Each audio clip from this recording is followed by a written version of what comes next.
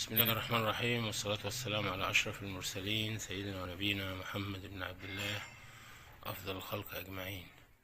ازيك يا مستر أسامة؟ الحمد لله. حبيبي، وحشتنا. الله يخليك وربنا يبارك لك. الله يكرمك. أنت ملتزم بالكمامة، أنت إحنا لوحدنا يعني، فما فيش زحام وتقدر تشيل. تحت أمرك. الله يخليك، الله يكرمك. طبعا إحنا الليلة إن شاء الله في حديثنا عن محاولة إعطاء يعني بعض النصائح اللي هي أقرب للكمال في الشخصية. منها مثلا الفرق بين الثقة بالنفس وما يسمى بالنرجسية. وانت عندك يعني اللي تقوله عن معنى النرجسية وجاية منين وكده، فاتفضل حضرتك. بسم الله الرحمن الرحيم.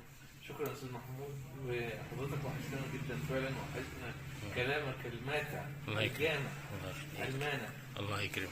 بارك الله فيك يا رب. بسم الله الرحمن الرحيم. النرجسية جاية من إيه يا أستاذ محمود؟ طبعا إحنا بنسمع كلمة ده شخص نرجسي وده عنده شخصية نرجسية. جاية من إيه كلمة نرجسية؟ من الأسطورة اليونانية نرجس، وأحيانا يقول عليها نارسس. الأسطورة ديت أو الشخص ده كانت بيقول لك ما كانش فيه مرايات الأول يا أستاذ محمود. كان الإنسان ينظر لنفسه في الماء، في المية، يبص على صورته في المية. فنارسس ده كان إيه حلو شوية يعني، شايف نفسه، فبص على نفسه في المية، أعجب بذاته، عشق ذاته. بيقول لك عشق ذاته عشقا شديدا حتى مات. قاعد يقول ايه الحلاوه دي، ايه الحلاوه دي، ايه الجمال ده، على نفسه، عشق نفسه. لذلك ده اصل النرجسيه. يبقى دي ايه اصل الكلمه. طيب ما هي مظاهر، ازاي نعرف ان الشخص ده نرجسي؟ على فكره الشخصيه النرجسيه صعب جدا التعامل معاها. ربنا يعافينا يا رب، لانه بيفصل ما بينه وما بين الناس. بيشوف نفسه بقى اعلى من الناس، زي الرياضه للتكبر يعني. الله ينور عليك. حضرتك قلت الثقه بالنفس. في ناس عندها ثقه بالنفس وليس نرجسيين. يعني مثلا الثقه بالنفس هو ايه؟ اعطاء الانسان يعني ايه درجة عادلة لقدراته وايه وامكانياته. احترام القدرات. احترامه زي ما حضرتك يعرف قدراته ويحترمها يعني معرفة واقعية حقيقية منطقية. ايوه. اما النرجسية غير ذلك بقى، ملهاش حدود. ملهاش حدود. ولذلك بيقول لك يعطي نفسه درجات فوق المنطق وفوق العقل. انت سيادتك تستحق مثلا 8 من 10. أيوة. ممكن تدي نفسك 20 من 10. 100 من 10. جنون. نرجسي. ايوه. طيب مظاهر النرجسية، ازاي تعرف ان الشخص ده نرجسي؟ اول حاجة في على فكرة في ميزة، ان النرجسيين لهم ميزة واحدة، هو الجري وراء النجاح. بيحبوا النجاح قوي. دي الميزة الوحيدة اللي في النرجسيين. بيعشقون النجاح، ودي حاجة كويسة. ايوه طبعا. طيب الحاجات السلبية حدث ولا حرج. بس هو مش بيحب النجاح لنفسه، هو بيحب النجاح عشان يظهر للآخرين انه اعلى من الله ينور عليك. بس انا بقول يعني نقطة يعني شبه إيجابية. ايوه. أول حاجة النرجسيين يعتقدون أن الآخرين يحسدونهم، يعني نظرتهم تشاؤمية تجاه الآخرين. أنت النرجسي فكر إن الناس كلها بتحقد عليه وبتحسده. ديت صفة من صفات النرجسيين. طيب حاجة تانية، النرجسيين يعتقدون أنهم فوق الآخرين، لذلك لا يتصلوا إلا بالمميزين والمتميزين. يعني إيه؟ عامة الناس ما لهمش علاقة بهم. بيترفع. هو مين؟ هو ده ابن مين؟ ده بيشتغل ايه؟ او يعني يعني بيبعد عن التواضع نهائيا. ايوه. يتميزون بالغرور والتكبر. مغرورين جدا جدا جدا الى ابعد درجه، متكبرين. يعني ايه؟ خلي بالك التكبر غير الكبير. الكبرياء تكبر غير الكبرياء. غير الكبرياء. لان حضرتك الانسان لما الطائر بيرتفع بيحصل له ايه؟ بيصغر. بتشوفه صغير. الطياره لما بتشوفها في السماء بتصغر. ليه؟ لأنه كل ما الإنسان ارتفع فوق المكانة بتاعته، اللي هو الارتفاع غير الحقيقي، مش بشهادة الناس، هو معلي نفسه يعني. فالنرجسيين فيهم الصفة دي، يبقى الغرور. أول حاجة علاقتهم سيئة بالآخرين، يبقى النرجسي علاقته سيئة بالآخرين. 4 ودي خطيرة جدا، عدم التعاطف. قلوبهم جامدة جدا جدا. النرجسي لا يتعاطف. يعني حضرتك لو شاف الدنيا بتتخرب حواليه طالما بعيد عن نفسي خلاص. انا اهم حاجه ايه؟ ما هو فاصل. فاصل عن النرجسي اناني، أيوه. لا يهمه الا نفسه، نفسه ثم نفسه ثم نفسه ثم نفسه. هو حب ولا شيء الذات، بعد ذلك. هو حب الذات. ممكن الانسان بيحب نفسه، احنا كلنا بنحب انفسنا يا استاذ محمود، ولكن نحب الاخرين. ايوه. هو النرجسي لا يحب الاخرين. ليه بقى؟ لانه يعتقد ان نجاح الاخرين يؤدي الى فشل. مش عايز حد احسن منه.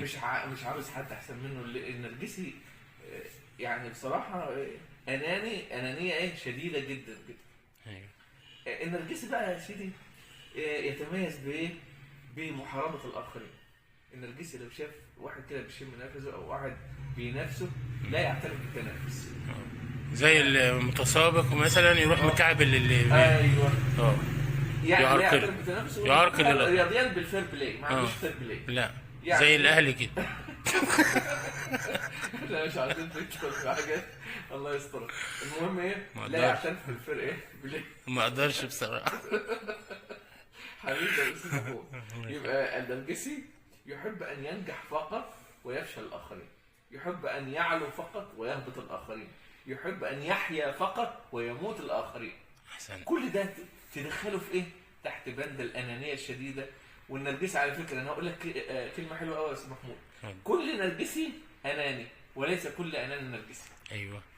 يبقى النرجسيه اشمل واعم من الانانيه. يعني ممكن واحد اناني بس مش نرجسي، هو بيحب نفسه بس مش عاوز يضر الاخرين. انما النرجسي اناني وكاره لخير الاخرين، ويكره الاخرين ويكره خير الاخرين.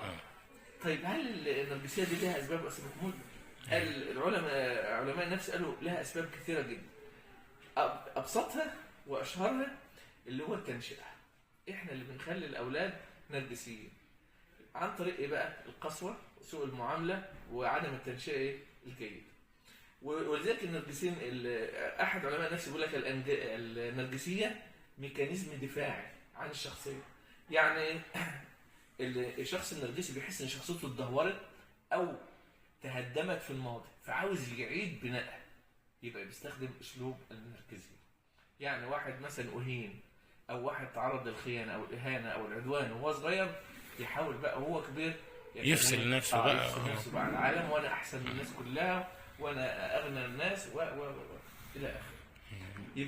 يبقى نعوذ بالله من ولذلك انصح الناس من النرجسيه ان يتعامل بحذر مع الاشخاص الذين يتميزون بالنرجسيه. ويا ريت يعني ننصحهم ونعدلهم يعني. بس هل يا استاذ محمود في علاج للنرجسيه؟ في علاج؟ فضل. اكيد يعني في علاج ان شاء الله. النرجسي نعمل له ايه بقى؟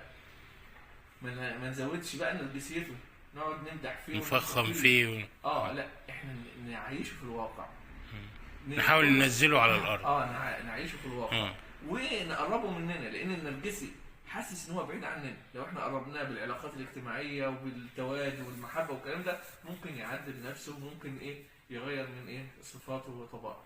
احسنت. ونتمنى ربنا نتمنى يكون في ثقه في النفس دون تكبر ودون نرجسيه. نتمنى يكون في ثقه في النفس مع تواضع. نعم. احترام القدرات ليس الا. احسنت. بارك الله لك. الله احسن الله اليك. الله يكرمك. الله يخليك. السلام عليكم. وعليكم السلام ورحمه الله وبركاته. عفوا يا مستر اسامه، بس استدراكا يعني الكلام اللي قلناه عن النرجسيه، يعني مش عارف انا معايا حق ولا لا. انت طبعا على درجه من العلم والمعرفه، يعني ما شاء الله عليك. ربنا يزيدك. فهي يعني انا بجد ان في كل الناس شيء من النرجسيه يصيبهم في اي مرحله من مراحل الحياه. يعني مثلا ممكن انسان يكون معاه شهاده فيحس نفسه انه اعلم من كل الناس، على ان انا بجد انه مثلا في الناحيه ديت انه بجد انه صاحب مهنه هو اعلم من مهندس مثلا في مجاله، وصاحب كذا، يعني فاهمني. وقد يجدها مثلا في اولاده، يقول لك انا اولادي احسن من كل الولاد. كذا مثلا تؤتى مثلا في شيء يخصه بيشيد شيء لنفسه فيقول لك انا بيتي احلى بيت، احلى من كل البيوت، انا اولادي احلى من كل الاولاد، انا شهادتي وعلمي انا اعلى من كل الناس. يسعى الى الكمال والجمال. لا انا بقول ان كل الناس فيها شيء من النرجسية احيانا، يعني عشان ما نقولش ايه يعني ان هي كلها ممكن لازم تبقى مجموعة في شخص واحد. دخلك في الطب شويه. اتفضل. ممكن نقول على النرجسي اللي بالمعنى اللي حضرتك بتقوله زي البكتيريا النافعه. اه البكتيريا في حد ذاتها حاجه ضاره. هي ممكن تكون هناك بكتيريا نافعه. انا ممكن برضو اكون قصدي برضو عشان اوضح بس انه هي النرجسية اذا هي مرفوضة بما انها يعني ادعاء الشيء اللي يخصني انه احسن من كل الناس، فهو بيصيب كل الناس حتى يصيبني، حتى قد يصيبك، لا انت تجد نفسك انك افقه الناس واعلم الناس في موقف في كذا معين. في شيء معين.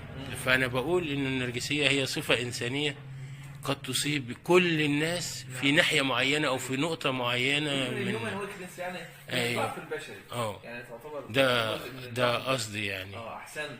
زي يعني انا بشكرك تعتبر يعني. داخله في الضعف النفسي. فانا حبيت بس نحاول نستدركها يعني عشان ايه ان الناس برضو الله يكرمك الله يخليك. تسلم يا غالي، انا بشكرك والله.